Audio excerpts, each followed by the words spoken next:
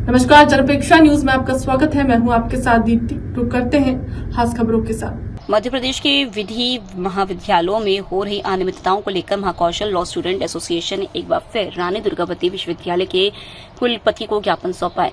Association ने आरोप लगाया है कि प्रदेश के अधिकांश विधि महाविद्यालय बार काउंसिल ऑफ इंडिया के नियमों का पालन नहीं कर रहे हैं, जिससे छात्रों के भविष्य पर संकट मंडरा रहा है।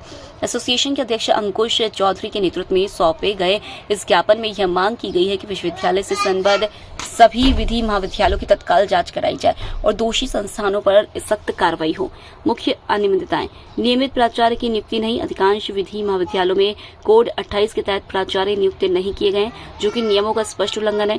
शिक्षकों की भारी कमी। बीसीआई के नियमानुसार 40 छात्रों पर एक शिक्षक नियुक्त होना चाहिए, लेकिन कई महाविद्यालयों में एक भी योग्य शिक्षक नहीं है। पृथक भवन की अनुपलब्धता।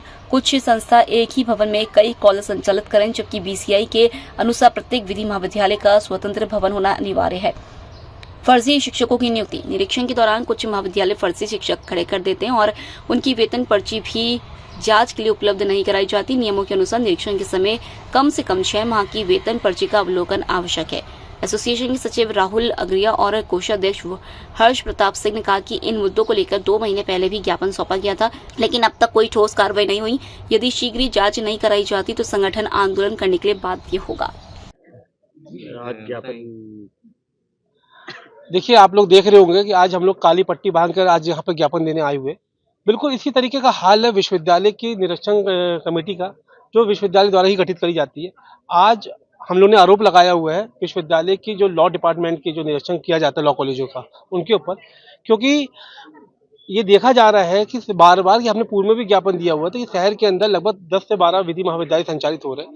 उन लॉ कॉलेजों को संचालित होने के लिए बार काउंसिल ऑफ इंडिया के नियम का पालन करना पड़ता है, लेकिन यहाँ पर ये हो रहा है कि एक तो बार काउंसिल ऑफ इंडिया का एक प्रमुख जो नियम है कि 28 कोड के प्रिंसिपल होना चाहिए, 28 कोड के 40 छात्रों में एक टीचर होना चाहिए और एक पर्सनल बिल्डिंग होनी चाहिए, लेकिन ये सारी चीज़ों के नियमों का उल्लंघन करके भी लॉ कॉलेज संचालित हो रहा है। इसमें सबसे बड़ा एक तो जो लापरवाही करी जा रही है विश्वविद्यालय के द्वारा गठित ही निरीक्षण कमेटी के द्वारा करी जा रही है, जो निरीक्षण करने जाते हैं और आंखों में काली पट्टी बांध के जा रहे हैं, हाथों में कैश के लिफाफे लेके आते हैं, जिसके कारण उनके ऊपर कोई कार्रवाई नहीं होती है और फर्जीवाड़ा तरीके से लॉ कॉलेज संचालित हो रहे हैं।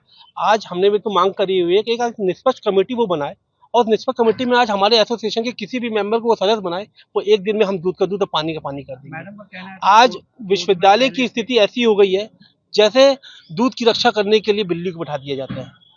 आज पूरे शहर के अंदर 12-15 विधि महाविद्यालय संचालित हो रहे हैं। स्थिति ये है कि हर लॉ कॉलेज, जो अधिकांश लॉ कॉलेज में कम से कम 70 से 80% लॉ कॉलेज ऐसे हैं जो नियमों का पालन नहीं कर रहे हैं। उनके ऊपर निष्पक्ष जांच करने को लेकर हमने पूर्व में विज्ञापन दिया हुआ था और आज हम आंखों में काली पट्टी बांध के आए हुए हैं और इसी तरीके का रवैया रहा विश्वविद्यालय का तो हम आगे एक आंदोलन भी करने जाएंगे। अंकुश चौधरी, अध्यक्ष महाकौशल लॉ स्टूडेंट एसोसिएशन।